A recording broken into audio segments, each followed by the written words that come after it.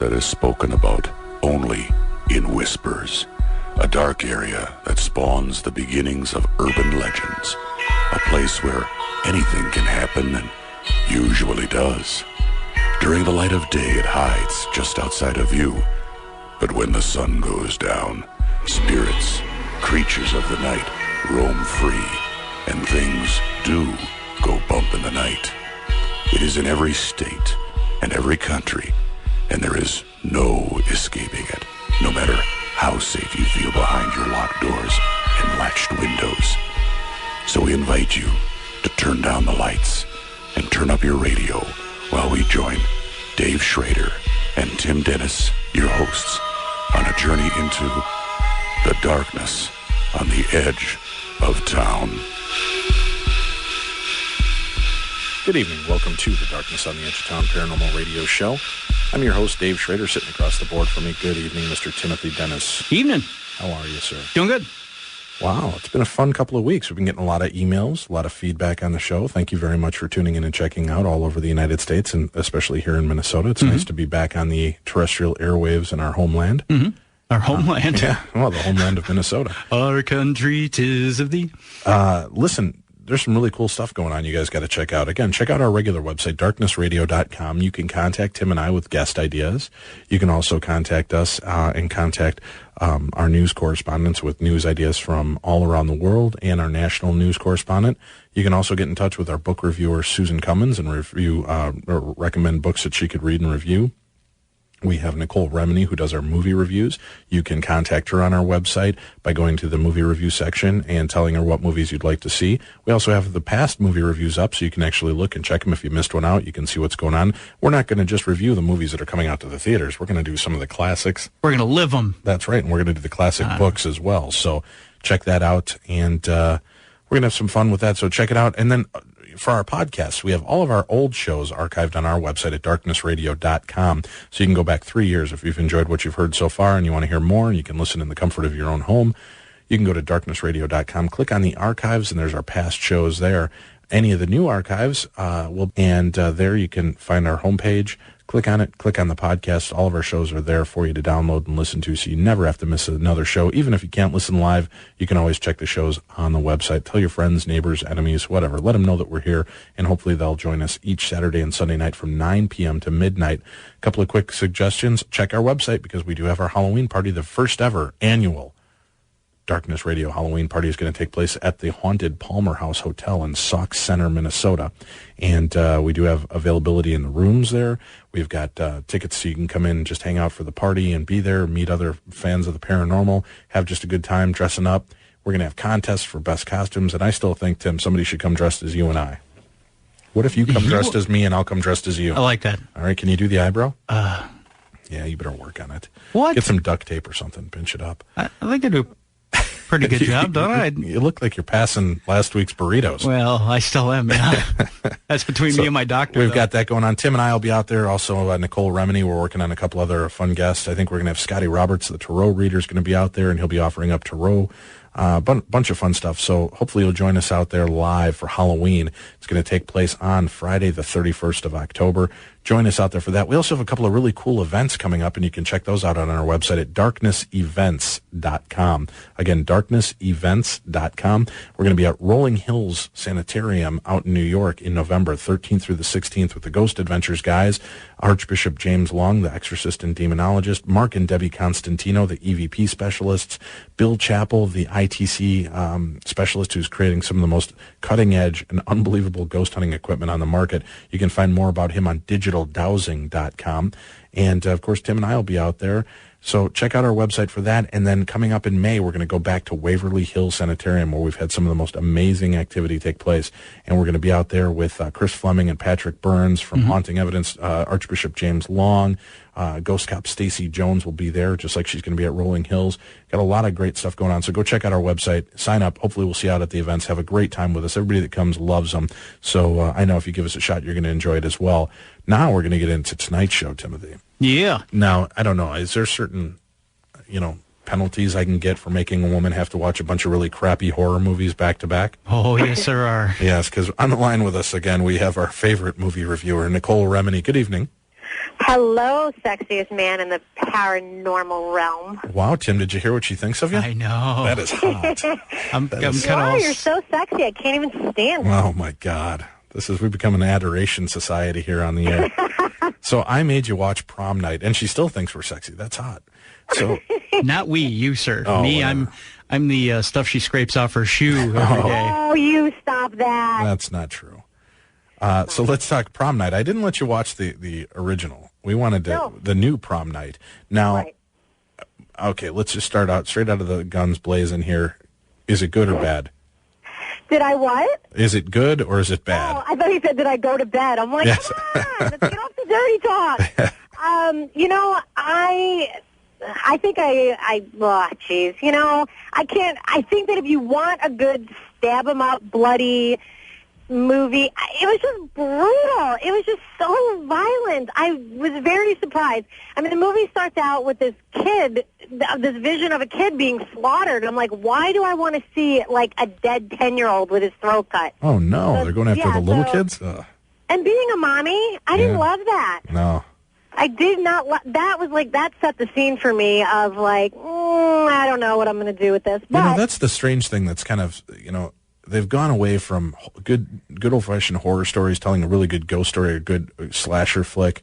Can there be a good Right. slasher? And the first Halloween scared the living crap out of me. Oh, the my first God. Nightmare on Elm Yeah, Street was a great terrifying. story. Right, and you just had a different approach to it.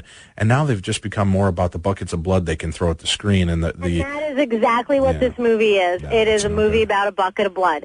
I don't remember the first Prom Night, so I hate to say it. It came out, in the 70s, and I was 4 in 1970.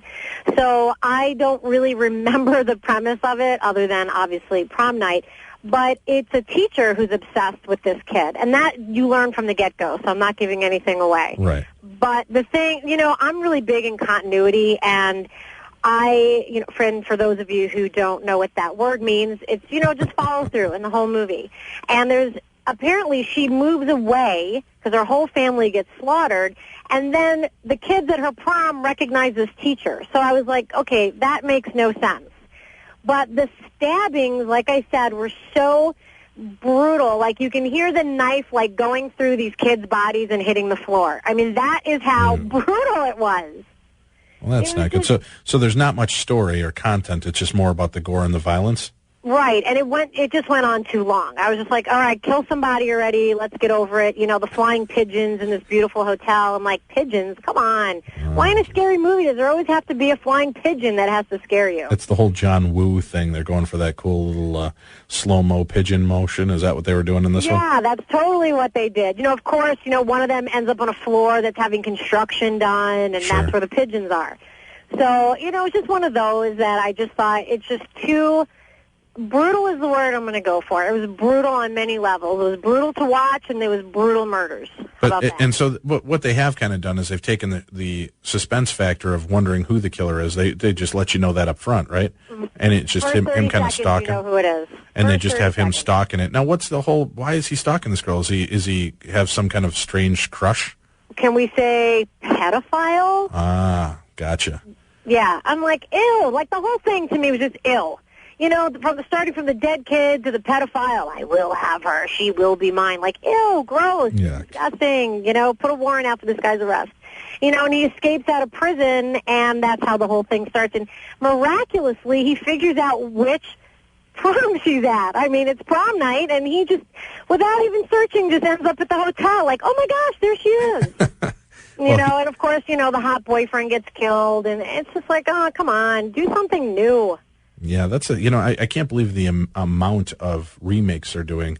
Is Hollywood, Tim, is Hollywood that stripped for ideas that? Yep. What they've remade Halloween. They've remade Halloween. Mm-hmm. They've Right. remade Texas Chainsaw Massacre. Mm-hmm. Right. They are remaking, and it should be out, I think, next year. The new Friday the 13th. Right. They're remaking Nightmare on Elm Street and remaking Hellraiser. They See, that was remade ridiculous Prom to me. Night. Yeah, I mean, I got an original idea. what's that? The original idea is Lassie is a Cujo-type animal. Yes. Like Cujo. Yeah, There Lassie you turns go. on Timmy, kills Timmy, huh? Lassie into the darkness, we call it. There you go. What do you think? Can Timmy be at least 20-something? Could at least be an adult? Yeah, and For a you? strapping young buck who's baling hay without his shirt on, That's right? what I was just going to say. That's my kind of murder mystery. That's my kind of murder mystery. For Nicole, he's going to be buff, no shirt on. He's always going to be stretching and flexing the abs and the pecs. Tatum Channing, and I'm happy. Wow. I'll just take Tatum O'Neal. Okay. She's all a right. wreck. She's easier to tag. Wow.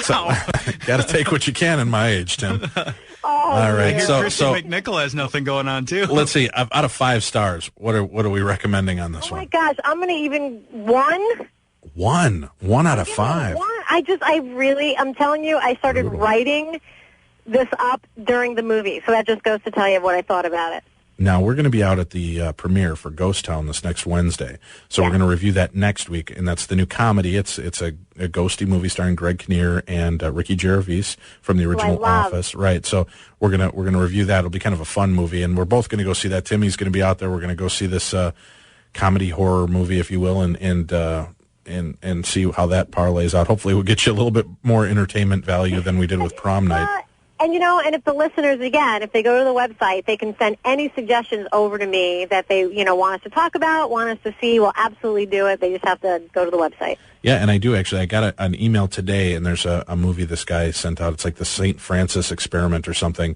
Oh, awesome. Yeah, so I'll send you that over and take a look at it. He said it's kind of in the vein of the Blair Witchy feel. He said, but there's some really good scares in it. So we'll have you check that for another week out and see what we can come into. And we're coming into our time of year because all the good scary movies are going to be popping up here pretty soon.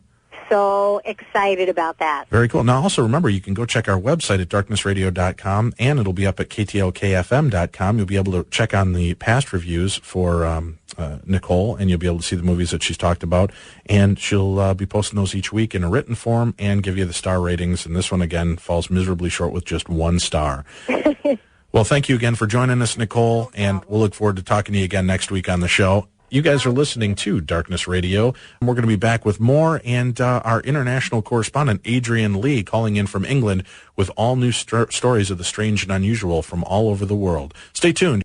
Good evening. Welcome back to the show. You're listening to Darkness on the Edge of Town Paranormal Radio Show. We are your home for Paranormal Talk Radio.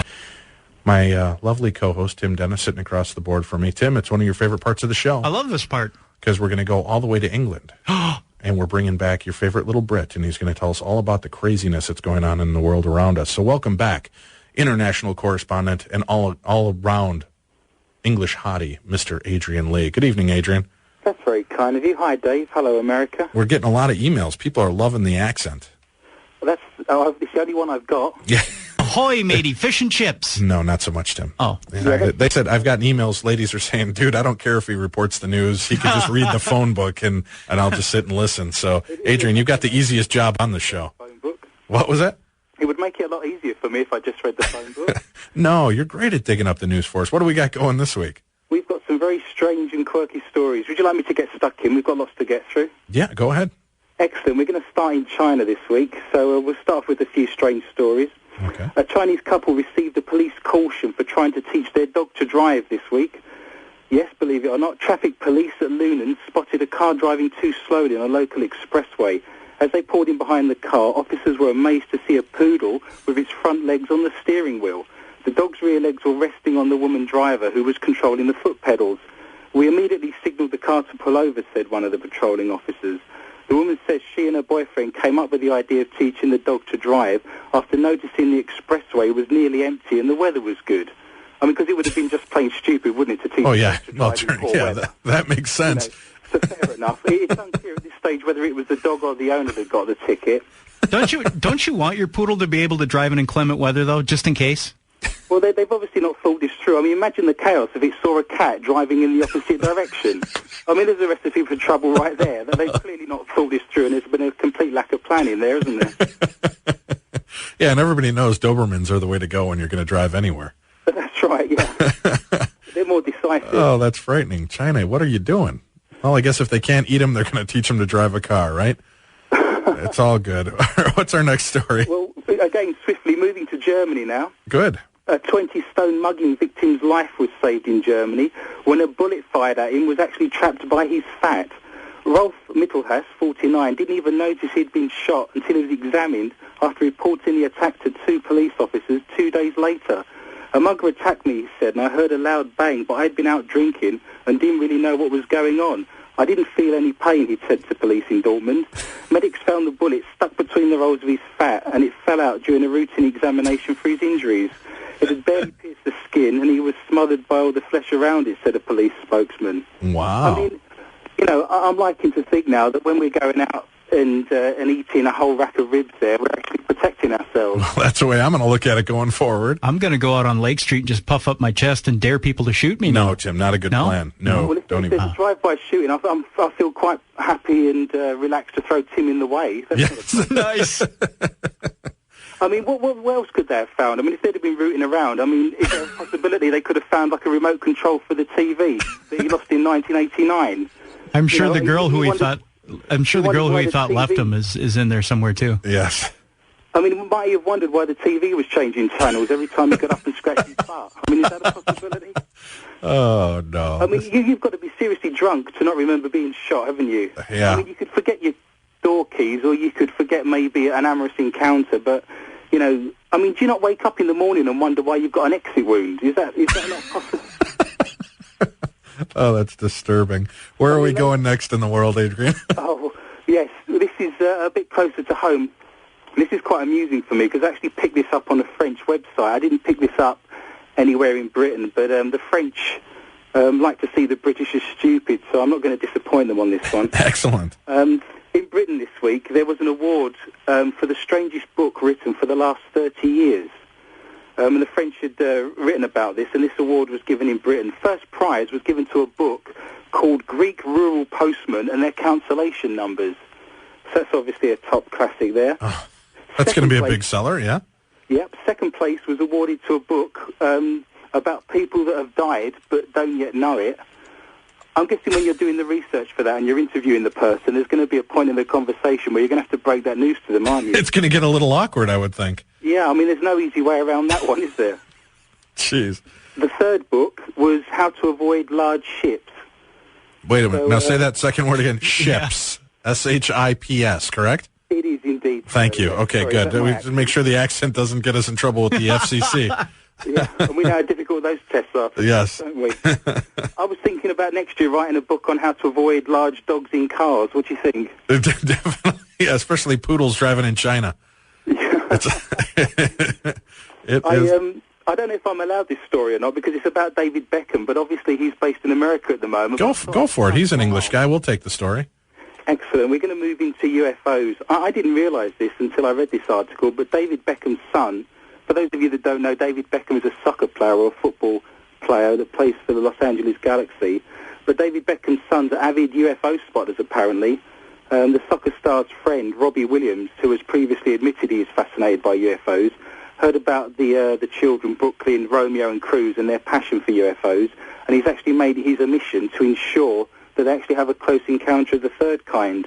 Whenever Robbie hears there's an unidentified object in and around Los Angeles, he phones David so he can take his sons to go and see it. Apparently the boys are fascinated by aliens and flying saucers and are desperate to see some. And when Robbie heard about their love of UFOs, he promised to tip David off. So when the call comes, David and the boys rush up to Hollywood Hills to try and spot some spooky lights up there in the skies. Wow. So I thought that was quite an interesting... I didn't realise that about David Beckham, actually. Well, I don't know if you have any way, and I think we have some connections to Robbie. Maybe we can connect with him. I'd like to have David Beckham and maybe his kids on the show to talk about it. We'll set him up. I know 2 places he can go where they do UFO deals every day, and there are sightings there every day. It'd be interesting to hear Bex, coming in and telling us. Although his life has got to be paranormal enough, being married to a Posh Spice. Yeah. Posh. Yeah, that's a strange one, that. Yeah, I'm glad you've got them over there, to be perfect honest. Well, thanks a lot. Nice trade. Yes, I mean, the last person we gave you was John Lennon, and you shot him. Jeez. That's hurtful. I'm glad you find that amusing. Yes, well, you can have Elton back. We'll give you him. How does that seem? Like a good trade? Friends, I mean, so that's a fair swap, obviously. Yes, very good. I mean, the quote of Oscar Wilde springs to mind, that we're all in the gutter, but some of us are looking up at the stars. So obviously David Beckham's looking up at the stars. That is true. Oh, good God. We've got... All right, where are we going to go next now? Well, I actually want to continue our theme in looking up at the skies. I found an article this week that says a television company has joined forces with a social networking site to send a message to the nearest theoretical inhabitable planet. This is a collaboration to send a signal to the planet Gliese C, more than 20 light years away, carrying up to 500 messages from Earth. But scientists have raised the possibility that transmissions from Earth could actually draw the attention of malevolent aliens to were any to exist. But ordinary television and radio broadcasts can also travel out of Earth's atmosphere and through space. So it is possible that television and radio signals from Earth could already actually be picked up on other planets. Some radio waves, such as those of shortwave frequencies, bounce back off their ionosphere and are therefore poor candidates to be picked up in space. But waves like FM radio or television signals can pierce it and travel through the vacuum of space at the speed of light. So the show tonight, in actual fact, could in theory be picked up by aliens on other planets. Well, that's good because, unfortunately, the live stream they can't get in any other country but the United States. Right. So yes, I've discovered that, yeah. At least the FM signal is going to make it over to Neptune and Uranus. Yeah, well, hey now. Get it in Britain. It is a concern for me that the first contact we might have, the first contact aliens might have with us, is actually your duck impression from last week. That's a concern to me. They're not going to come here because there's no intelligent life to have to deal with then. You realize that? So what you're saying is that humanity should actually be thanking you for your duck impression. Yes. You know, we've got, what's part of our funny part. Here's a China story for you already. You know, talking about the Chinese driving dog. We actually have an English class in China that listens to Darkness Radio as part of their curriculum, I guess. Not curriculum, but part of their deal to expand their English horizons and learning our language. Isn't that sad to know that Tim and I are partly responsible for the new vernacular that's going to start popping up in China? Poor kids. So let me get this right. There's people in China that are learning English via Minnesotan. Yes. Yeah, you betcha. Yeah. They're that in effect is what you're saying. Yes, yeah. So there's just going to be a bunch of Chinese people walking around going, huh? And making inappropriate innuendos about the paranormal. That's what we're here to lend to culture and society. Well, it gives me a warm glow, certainly. We're going to take our break here real quick. You're listening to Darkness on the Edge of Town Paranormal Radio Show with our international correspondent, Adrian Lee. We'll be back with more and more fascinating stories from all around the world. Stay tuned. Welcome back to the Darkness right here. This is your home for Paranormal Talk Radio every Saturday and Sunday night, 9 p.m. to midnight. Thanks for joining us. And remember to check out our website. Join us in our live chat. Go to darknessradio.com. On the left side of the screen, there's a link for live chat. You can join us there. Also, if you are afraid you're going to miss an episode, we do podcast all of our episodes. So after they air within an hour or two of their airing time, you can find them right on our website. Go to the podcast section and find Darkness Radio there. We're going to go back into tonight's show. And I do want to make a quick mention. As I said at the beginning of the show, we have a brand new annual event that's going to be taking place. This year we're going to hold it at the Haunted Palmer House Hotel in Sauk Center, Minnesota. It's a great location. We're going to do a live party out there, Halloween party. Come out dressed as your favorite costume. And like I said, there's going to be costume awards given out and everything. We'll have a great time. We're going to have all that information is up on our website at darknessevents.com. And Tim and I are going to be out there. The lovely Nicole Remini is going to join us. And all the way in from England, we're dragging him back, Tim. Are you happy about this? Yeah, we're going to drag back Adrian Lee. We're going to bring our international correspondent back and bring him into the live party so you get the chance to come on out, shake hands, meet with Adrian, get a picture taken with him so that you can prove that there really is a British guy here in the United States that's willing to talk to us in the middle of the night like this. Adrian, you're a trooper. Thanks for being up with us at 3:30, 4 o'clock in the morning like this to report the news. I'm just glad you can't see me because I'm sat on my bed in my pajamas with bed hair and a cup of tea next to me. Well, that's pretty much how Tim and I look, and we're in the studio. Let's go. Now, we've got some great stories coming up from all over. You know, UFOs have been a hot topic. What have you got for us this week in the UFO realm? Yeah, we spoke on previous evenings about UFOs in Britain and how much activity there is, so I wanted to do a bit more research on that. I wanted to find some research acknowledging the amount of UFO activity we've actually been having over here. And I found this report from a couple of weeks ago, and I discovered that UFO sightings in UK this year have reached 150. Reported UFO sightings are at their highest level for years, with authorities now hearing about 4 mysterious objects in Britain's skies every week. These are just the reports to the police, military bases and the Ministry of Defence. This is compared to 135 for the whole of 2007 and just 97 the year before that. Wow. The figures released after a request under the Freedom of Information Act suggest that 2008 will also be a bumpy year for alien activity. Malcolm Robinson, a founder of the research group Strange Phenomena Investigation, said something really bizarre is happening in the skies over the UK. A spokesman for the Ministry of Defence said as long as sightings present no threat to British airspace, they were not investigating them any further. But the MOD said they actually remained open-minded about the existence of aliens. So again, this is a more open government we seem to have over here, and that's an awful lot of sightings per week. If you're thinking there's 4, we're obviously a very small country. I think saying that England can actually fit into the state of New Hampshire, but within that we are getting a large number of sightings, and of course these are just the ones that happen to get reported. It makes me wonder again. I've mentioned on other shows, the ones that don't get reported really. Now it's also interesting though that your beer is harder and thicker and gets you a lot drinker over there, doesn't it? Maybe they're seeing something because they're experiencing more of that than they are UFOs. Do you think? I mean, we had a guy out in Wales that saw the moon and thought he had a UFO over his house. I can't disagree with you, and obviously we do like our beer over here, so that could be a distinct possibility. It might be that we've got more interesting things to look at over here. Well, Adrian, and Tim, help me if I'm wrong, but maybe I think we should send Adrian out on a drinking binge one night and see if he also sees UFOs. It's all for scientific purposes. As long as you promise to look after me. Of course. I don't want to be wandering around the streets of downtown St. Paul's on my own drunk. Not a problem. It would be quite dangerous for a good-looking boy walking around on his own that time of night around there. That is true. That is true. Now, where else are we going to go in the world? What I'd like you to do, too, for us, Adrian, is something that people keep bringing up to me is the heavy amount of UFO sightings in Mexico. There's crazy video that's appearing on YouTube of these things called the Mexican witches. Oh, yes, I've seen those. And then these, silver balls that seem to be everywhere in the sky. So if you've got something, we'd love for you to try to get a little bit more background for us on that, maybe for next week on the show. If you can give me any more information on what the people in Mexico think of this and what's going on and why is there such a huge upswing going on in Mexico of UFO sightings. I can certainly do that for you. And, of course, the New Mexico isn't a million miles away, is it, where we had Roswell and all that? Exactly. So I can certainly do that for you. And I'm aware of the witches you're talking about on YouTube there. They're quite an interesting phenomena to look at, aren't they? Yeah, they are. It's just for those of you that may not be familiar, go in and type in Mexican witches on YouTube. And, I mean, they look almost fake, but these are, there's news cameras that are capturing this footage as well. It's not just somebody out doing it with their home video camera and maybe tweaking it later. So, yeah, I would definitely recommend taking a look and see for yourself. The phenomena is pretty amazing. Yes, I can. I'll do some research for you, and I'll have that for you for next week. That's not a problem. I appreciate that. Now, where else are we off to? Well, last week I gave you some job openings for you, but I thought tonight I could actually perhaps see if I could interest you in expanding your mind and maybe going back to college, because I've got a couple of courses you might be interested in. College was good to me. That's where I met my lovely little Tim. Yes, I did hear that. 20 years ago. Yeah.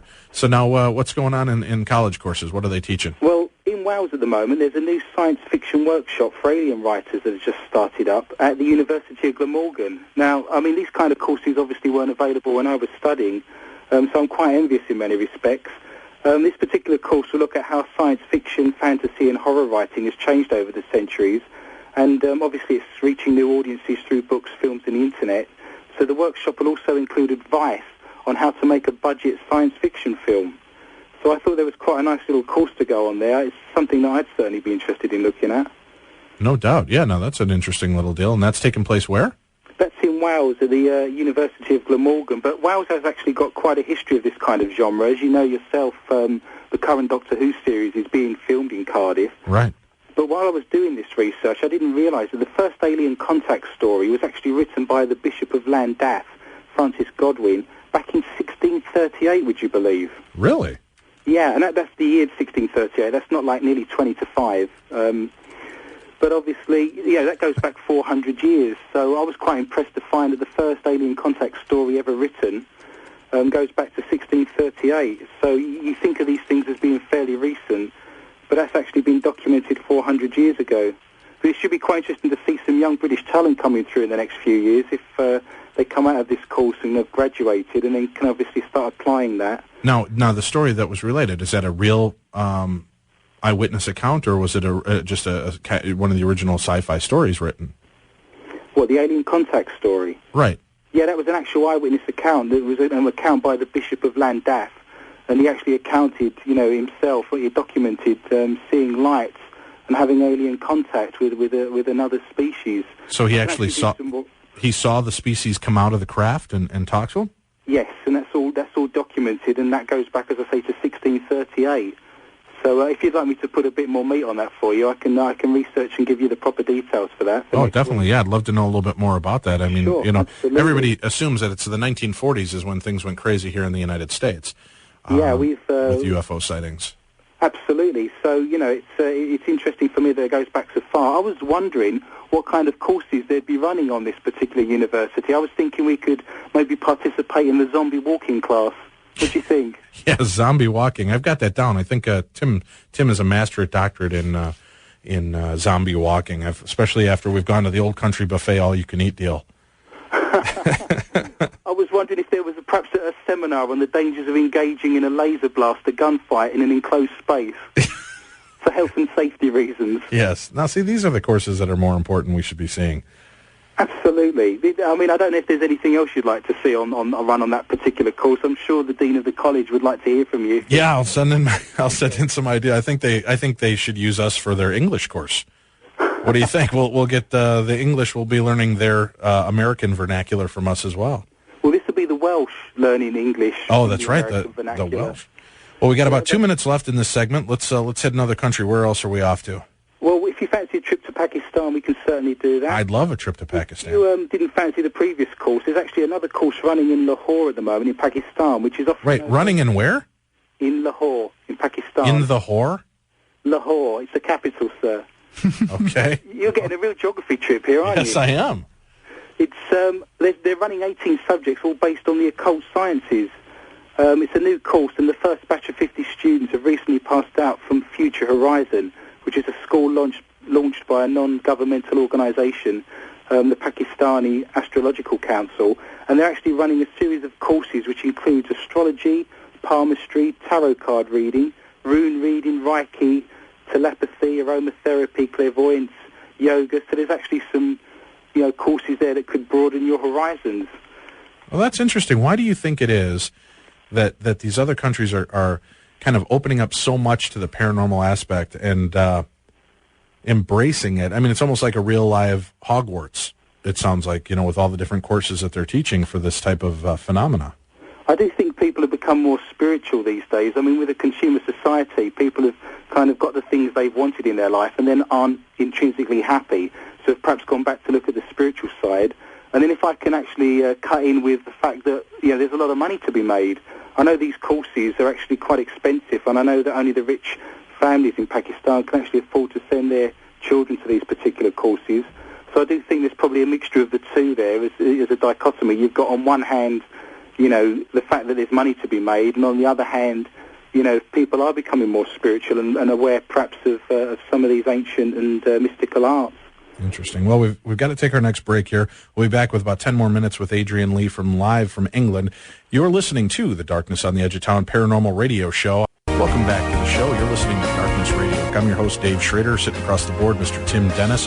Right now we're exploring the weird world around us with our international correspondent, Adrian Lee. Stay tuned after the top of the hour, 10 o'clock, we're going to be back with Marlene Woolham, and she has written a book about a true life ghost house that she had in Blaine, Minnesota here. It's called The Ghosts on 87th Lane, A True Story. And then in the third hour at 11 o'clock to midnight, we're going to be joined by author Annie Wilder, who's also a local author, has written an amazing book. One of my favorite, I will say this, Tim, I'll go on record right now, one of my favorite true life ghost story books. That's on record? Yeah, on record. Right. This book scared the bedoodle out of me. The bedoodle? Bedoodle.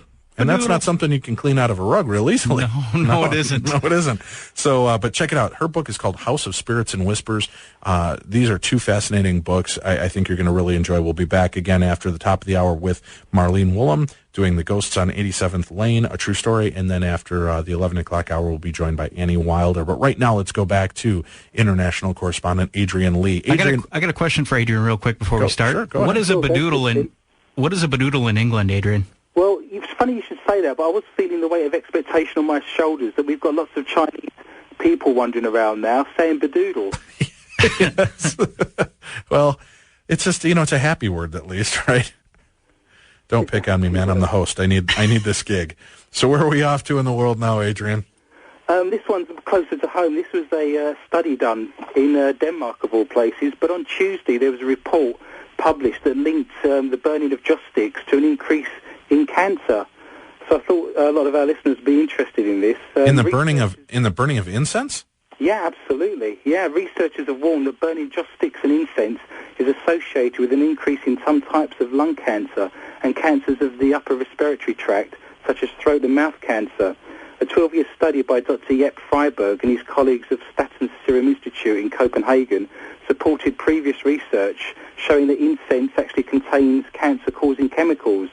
This actual paper was studied between 1993 and 98, and Freiberg and his associates quizzed over 60,000 ethnic Chinese people in Singapore, aged between 45 and 78, and he asked them how much incense they burnt and collected the details and the data on that and their lifestyle, and then compared that with how much they drank and how much they smoked. So in December 2005, the team checked back on their original guinea pigs via detailed health reports in Singapore, and they found that 325 had actually developed cancer of the respiratory tract, and 821 had developed lung cancer. So once they then adjusted the figures to include other possible cancer-causing factors, such as smoking, for instance, the researchers actually discovered that incense did increase the risk of developing cancers. See, we're now, not only are we entertaining, Tim, we're educating, because most of the people I know in the paranormal field burn incense. No, I've seen that study as well, Adrian, and you probably have this coming up in your story. You have to burn incense for hours at a time per day, every day, for years in order for it to be a factor. Isn't that correct? It is. I didn't realize you could even smoke the stuff.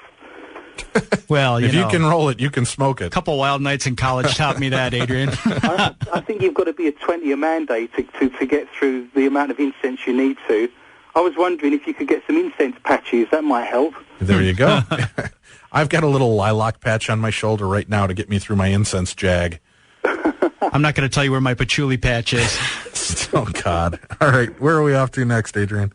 I was wanting to touch upon a few witch stories, actually. I know we mentioned this on last Saturday's show, but there's been one or two incidents that have cropped up that I'd like to share with you. Witches are big right now. Go ahead, hit me. They are. I can't deny it. This one's in Poland, of all places. Government busybodies have ordered a medieval village to drop a witch-burning drama from its birthday pageant because it's too sexist.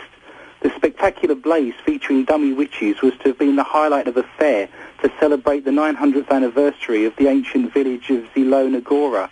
The witch burning was planned as part of a medieval fair featuring jousting knights and minstrels all over last weekend. But Polish women's rights groups and the government ministers have banned the display after protests that the stake-burning drama was actually anti-feminist. It says making people's tragic deaths into a tourist attraction is reprehensible and regrettable, said the head of the Polish Association for Legal Education, and the stakes where the women were burned were the result of profound misogyny, discrimination against women, and ignorance.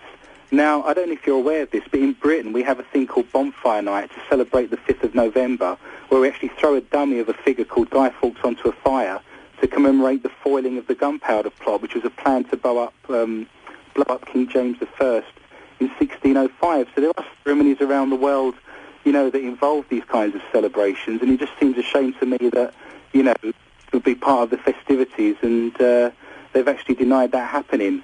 I mean, how would you feel, for instance, if I made a suggestion that you actually scrapped the 4th of July and Independence Day on the basis that, 18,000 British troops were massacred and killed? Do you think that would go down well? Not well, but they had it coming. I mean, they came over here looking for trouble, Adrian. Don't make me come over there again. That's all right. I'll just stand there. You'll come walking past me. I'll hide in the bushes. Haven't you learned that lesson yet? Yeah, I can't wait for coming over for Independence Day. To be fair, I did read that the Americans lost 25,000 troops, just to even that up a bit. But, the point is that, these celebrations... Yeah, but we found them. They were just in Mexico on holiday. That's right. I think it's quite amusing that we've had endless battles against the French for the last 2,000 years, and the new Eurostar tunnel that goes from Paris to London arrives at Waterloo Station, which is named after one of the battles where we beat them. So that always makes me smile. Very cool. How do we explain to our friends that we're bringing a sore loser to the 4th of July party? Exactly. Sore loser. I'm happy to go along. I just won't speak. Oh, for fear of incriminating myself. Well, we got about 3 minutes left here. Let's wrap up with a couple of big stories. What do you got for us left? Yep, I can go to the final witchy story, actually. We've had some terrible weather here in the last couple of weeks. I think I've realised the reason why. There's a white witch that has cast a bad weather spell, apparently, on some Cromwell celebrations.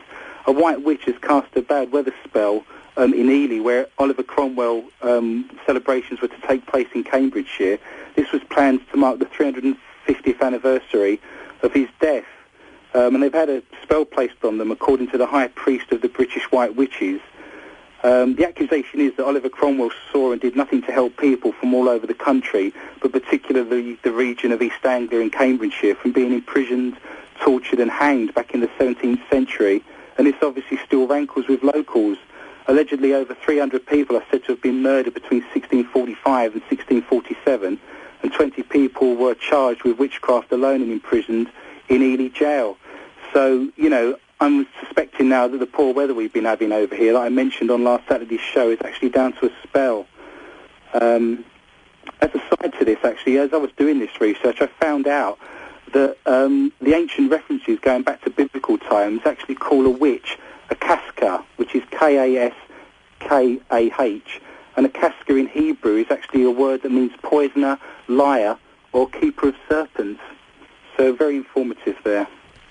With this rise in Wicca and witchcraft, and you mentioned last week, you know, damn that Buffy the Vampire Slayer, because now there's over 50,000 women leaving the church every year to kind of practice Wicca, and you know, are you finding, and maybe you can check this out for us too, and I'm sure I'll get some emails from the Wiccan environment and supporters.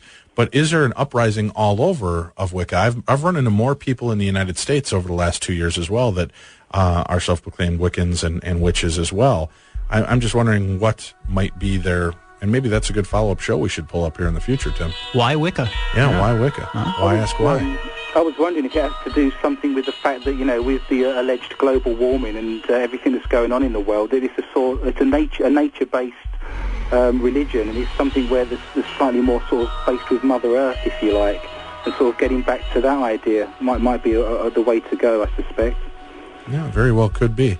Well, Adrian, we've got about a minute left. Do you have another short little story for us we can relate before we head off? Yes, just that the end of the world is about to happen, so I'm glad we've got a minute to squeeze it in. Good, excellent. Scientists have received death threats this week over an experiment that's taking place in Switzerland. There's a big particle accelerator that's been built. It's about 17 miles long in a circle, and it's actually going to smash protons together to try and replicate the Big Bang that created the universe 14 billion years ago.